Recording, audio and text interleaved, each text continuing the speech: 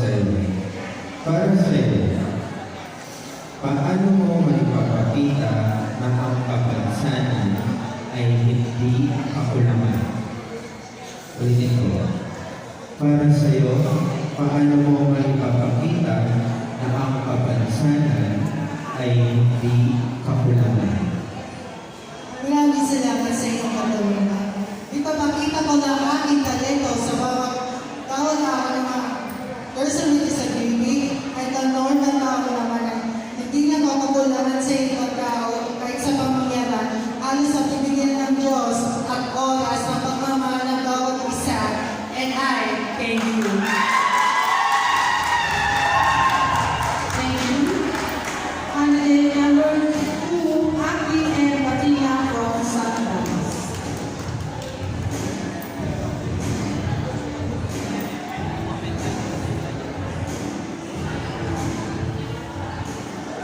Pinang-pray mo kayo?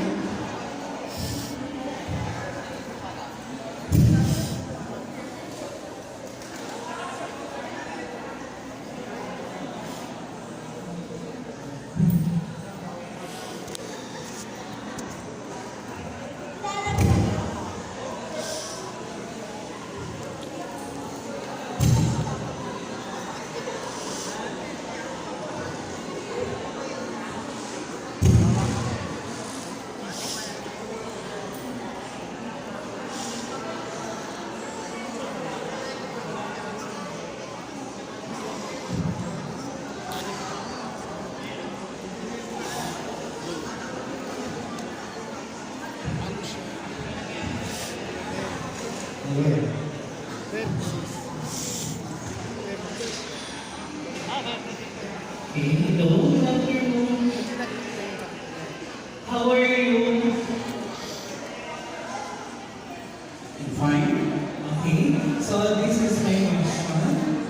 Aside from your advocacy, okay, how can you contribute happiness and positivity on the society?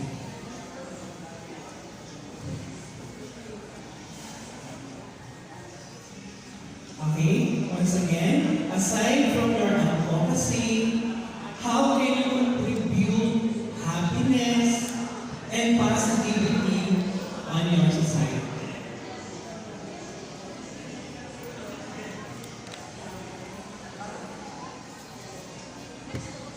Ako na po magsasalita ko kung ibang ako na po. Kasi para hindi ko kaya po. Kapangga din po ako. Okay lang.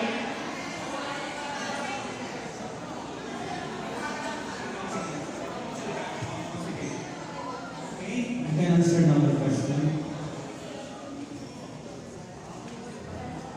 Okay, for me, bilang sa akin yung abansada gusto ko promote, tulong yung aking advocacy bilang isang tao yung leader sa aking buhay, lalo sa aking society, na kaya po namin gawin, gusto po namin gawin at least para po sa lahat nandito. Suspended na daw yung klase.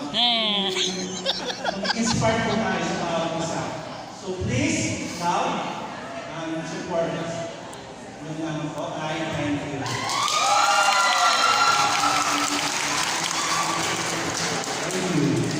Thank you. Armies Revolution from Zambales, Justin Assembly Meeting Extensions.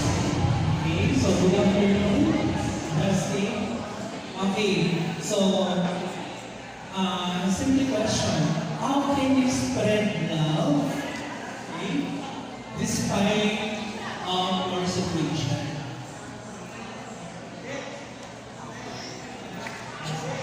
How can you spread love despite your situation?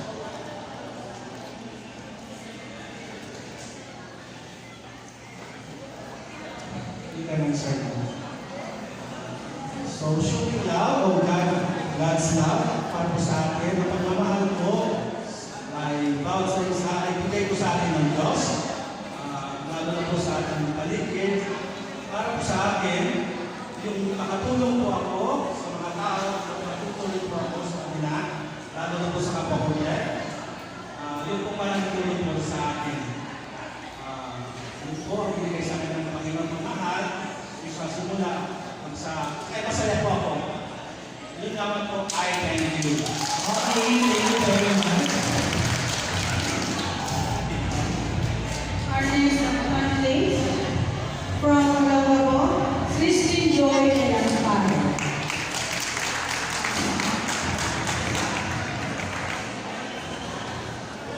Okay, good afternoon to Ms. Magoko.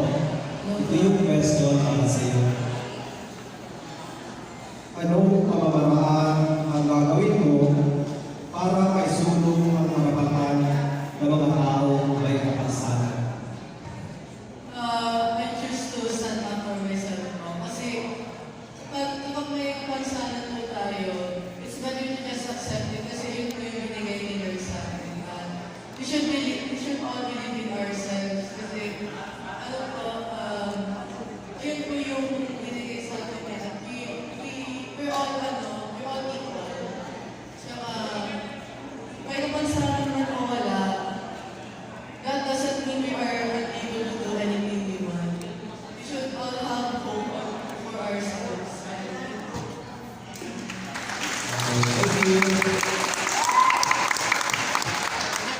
Mr. Lavabo, Spencer Rosano. So ito naman ang question to Mr. Olagpo. Bakit mahalaga tugunan ang discrimination laban sa mga taong may kapansanan sa ating komunidad?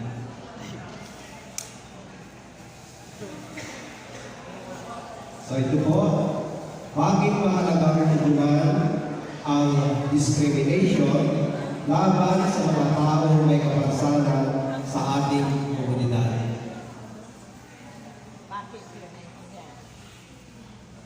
Sige. Okay. So, magandang hapon po sa lahat. Okay. Sa lahat po nandito, okay? Okay po sa mga person here. Sa mga tao, bilang ako o kaya yung hearing, or kung hindi sila tulad ko na deaf, naglagang YouTube song o deaf, ako ay patient na ako sa mga bully na sa akin. Instead, ako ay umiiwalay sa kanila.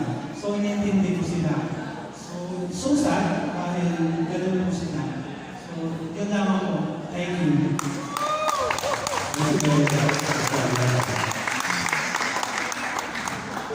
Okay, our next candidate from Pampanga, Princess Sisu.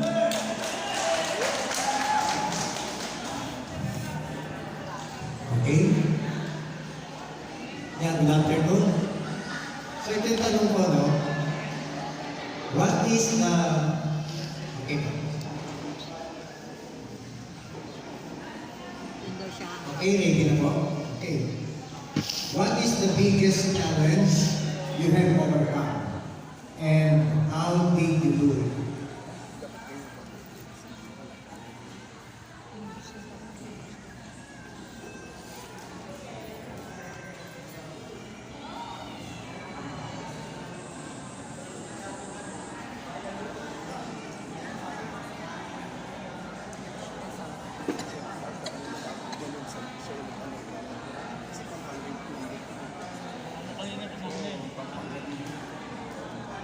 Me, I have experienced challenge sa mga people, sa mga healing, sa mga inclusion, sa mga deaf, but ini-encourage nila ako at binibigyan nila ako ng equal opportunity, pati ang mga deaf.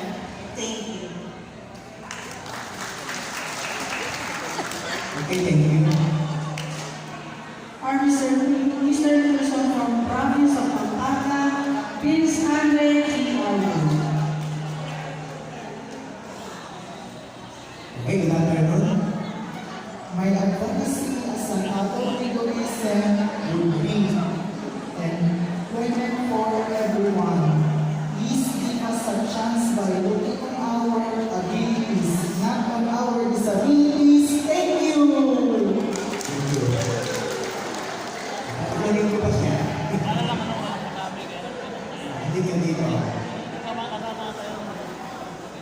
Okay. Kung ikaw ay magiging presidente ng Pilipinas, isang araw lang.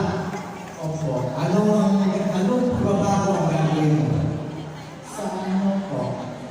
Sa libo ng Pampanga High School. Kung magiging presidente ka, isang araw lang. Ikaw si PBBM. Opo. Anong pagbabago ang gagawin mo? Anong gusto mo mabago? Pabago po bilang ano po? Bilang mga pangangulong tulad kay PBM. Okay, thank you.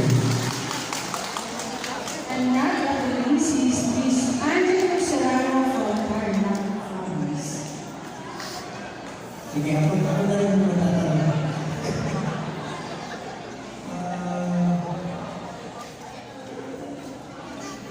Alam natin yung social media ay isang pwersa ito, isang force ito.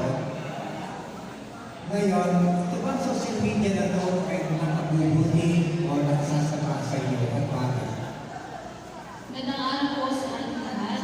Ang social media ay meron din po nakakasama sa ibang mga tao may mga sakit na hindi dapat biglang tuwin o napansin at meron din po sa ibang mga tao pwedeng gamitin ng social media. At yun lamang po. Thank you.